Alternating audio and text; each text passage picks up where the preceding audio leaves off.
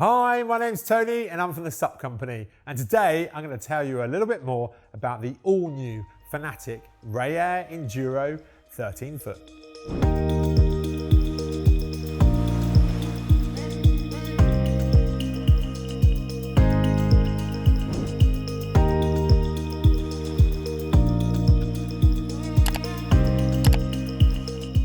So here we are with the all-new 13-foot Enduro from Fanatic. And the Fanatic paddleboard range, their inflatable range, is a huge range that covers a vast amount of uses and paddlers out there. For me though, there has always been a gap in the range, and now with the Ray Air Enduro, that gap is finally filled. It's always been lacking a fast touring shape, in my view.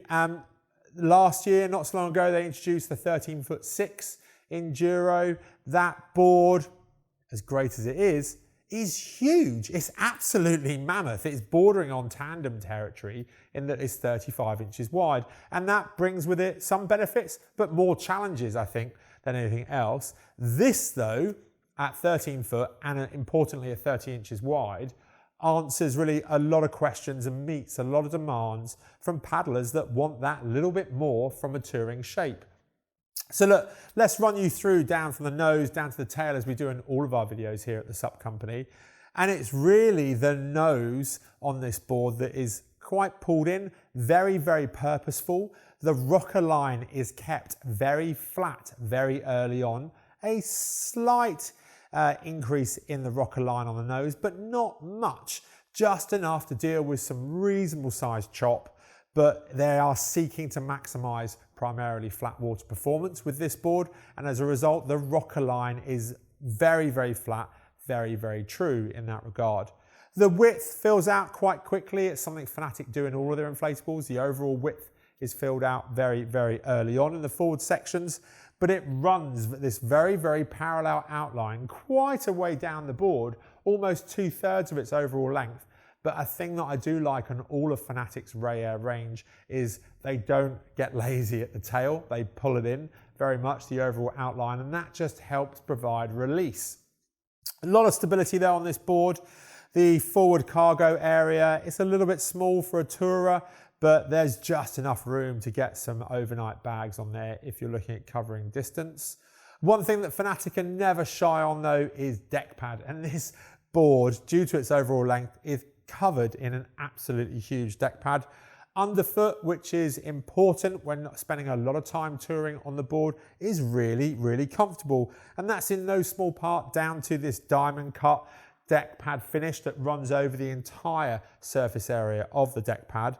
A nice attention to detail there on Fanatic's part is they actually emboss the F of the Fanatic logo and brand across the entire surface.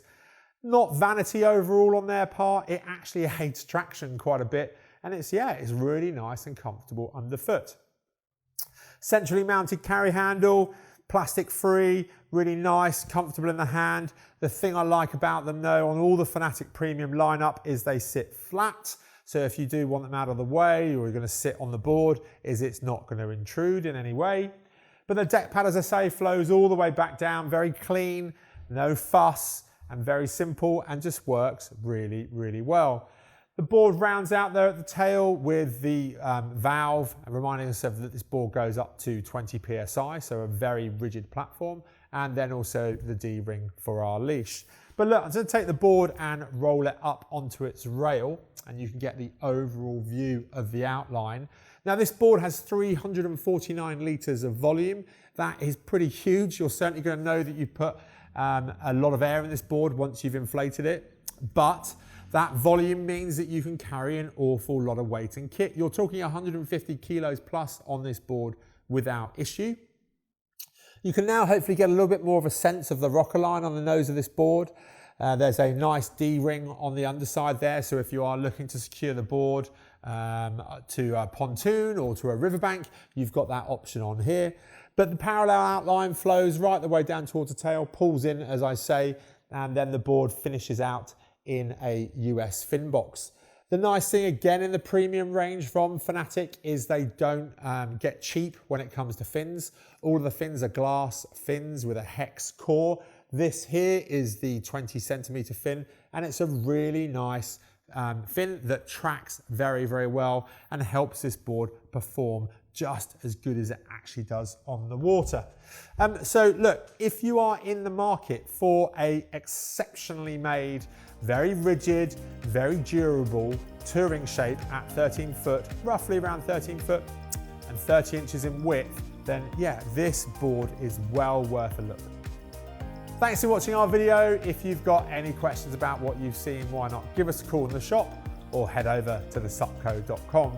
To stay up to date with all of our videos, make sure you subscribe up here and hit the notification bell. But to see our next video, well, take a look up here.